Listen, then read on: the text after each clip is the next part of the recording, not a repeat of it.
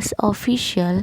और आज सोमवार है और आज से ही मैं पशुपतिनाथ बाबा की व्रत चालू कर रही हूँ। पशुपतिनाथ व्रत की पूजा हमें किस प्रकार से करनी होती है, क्या क्या सामग्री हमें चाहिए होती है, वह मैं आज आपको बताती हूँ। पशुपतिनाथ बाबा की पूजा के लिए हमें सबसे पहले एक फल चाहिए होता है, एक फूल, सफ़ेद फूल, लाल फूल, कलावा, दक्षिणा और अष्टगंध गुलाल, अबीर गुलाल, चंदन रोली, भांग धतूरा के फूल और भांग जनेऊ सुपारी, पान सुपारी और कुछ इत्र और दिया लगाना होता है। और 5 प्रकार का दूध, दही, घी, शक्कर, शहद का एक पंचामृत तैयार होता है, वो हमको ले जाना पड़ता है वहाँ अभिषेक के लिए। और पशुपतिनाथ की पूजा है तो सुबह शाम दोनों टाइम करनी होती है, शिवालय में जाके करनी होती है और 5 सोमवार तक की जाती है और 5वें सोमवार में इसका उद्यापन कर लिया जाता है। तो जिस भी शिवालय में आप पूजा करने के लिए गए हैं वहाँ पर आप इस तरह से देखिए, यदि आप जलहरी के आसपास किसी भी प्रकार के फल फूल आदि भोग प्रसाद हटा लें, इसके बाद ही हमें पूजा करनी चाहिए। अच्छा, यहाँ पर एक बात और है कि जब हम शिवालय जाएं तो हमें बाबा को प्रणाम करना चाहिए, हमें उनसे धन्यवाद करना चाहिए कि हे बाबा, पशुपतिनाथ का पूजन कर रहे हैं, हमें उनका नाम ज़रूर लेना चाहिए। तो पशुपतिनाथ बाबा, हमने आपकी कृपा से व्रत करने का नियम उठाया है, हमारा व्रत संपन्न हो, हमारी ये मनोकामना पूर्ण हो बाबा। और इस शिवालय में बाबा का पूरा परिवार विराजमान है, कार्तिकेय जी, गणेश जी, नंदी और पार्वती मैया। फिर हमने जलाभिषेक किया। इसके बाद हमें नंदी बाबा का भी अभिषेक करना है, क्योंकि नंदी बाबा ही है माध्यम हमारी बात शिव जी तक पहुंचाने के लिए। तो हमें नंदी बाबा का ज़रूर अभिषेक करना है। नंदी बाबा को भी हमें पुष्प, जो हम शिव जी को पुष्प चढ़ाएंगे वही हमें नंदी बाबा को भी चढ़ाना है। और एक बात यहाँ खास ध्यान दें, हम पहले दिन जिस शिवालय में जाएं पूजा करने तो तब तक उद्यापन नहीं हो जाता, मतलब 5 सोमवार वहीं उसी शिवालय में पूजा करनी होगी, शिवालय बदलना नहीं है। और अगर आप व्रत कर रहे हैं तो मासिक धर्म में भी यह व्रत रखें, बस पूजा करने ना जाएं शिवालय। बाकी आप खाली पेट जो भी आप व्रत में खाते हो, फलाहार या खाना आप जो भी खाते हो वह आप खाएं, लेकिन आपको खाली पेट भोजन रहना, भूखा रहना पड़ेगा। और ये जो मासिक धर्म वाला सोमवार होगा ना, वो हम 5 सोमवार में नहीं गिनेंगे, उसको छोड़ के हम अगले सोमवार से अपना कंटिन्यू करेंगे सोमवार। अगर आपके घर में यह व्रत जोड़े से या 2 या 3 जितने भी लोग इस व्रत को करेंगे तो उन सबको मैं बता दूं, आप सबको अगर जोड़े से भी यह व्रत जो भी कर रहा है पति पत्नी करेंगे, तब भी उन पति पत्नी को अपनी अलग अलग थाली लगा के ले जानी होगी। मतलब जैसे कि एक घर से 3 व्यक्ति अगर यह पूजन कर रहे हैं या व्रत रख रहे हैं तो उन तीनों व्यक्तियों को अलग अलग थाली लगा के ले जानी है मंदिर में। वो लोग अपनी थाली में से किसी को कोई भी चीज़ नहीं दे सकते, ना ही कोई ले सकता है। और जितनी जो भी सामग्री उस थाली में होगी वो उस शाम को, जैसे सुबह आपने जिस थाली से जितना भी फूल प्रसाद जो कुछ भी रखा है, तो शाम को उस इतना रख लें कि शाम को आपको एक्स्ट्रा और नहीं रखना पड़े, मतलब उसमें ही रहे, बचा रहे, या जो भी हो, आप अलग से फिर नहीं ले सकते। और फिर शाम को उसी थाली में आप 6 दिए, भोग वगैरह ये सब आप उसी में रख लीजिए, थाली चेंज नहीं होगी।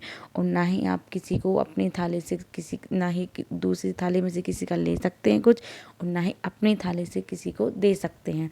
तो इस बात का खास ध्यान रखें। बाकी यह व्रत बहुत चमत्कारी व्रत है, जिससे सबकी मनोकामनाएं पूर्ण हुई हैं। और आप भी कीजिए, आप सबको बताइए कि यह व्रत कितना चमत्कारी व्रत है, मन्नत पूरी करता है सबकी। और जो भी मुझे देखता है तो लाइक कर दें, थोड़ी अच्छी लगी हो तो।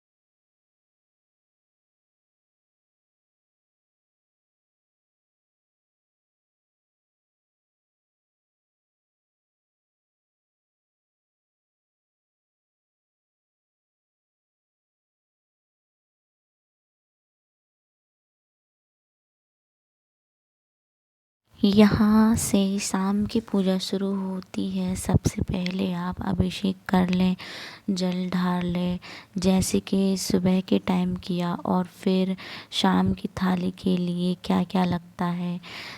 शाम की थाली के लिए हमें 6 दिए बनाने होते हैं और कुछ मीठा बनाना होता है भोग के लिए। और भोग 3 हिस्से में होगा। 2 पात्र रख लें जिसमें 2 हिस्सा भोग का वहीं बाबा को भोग लगा दें और तीसरा हिस्सा घर ले आवें।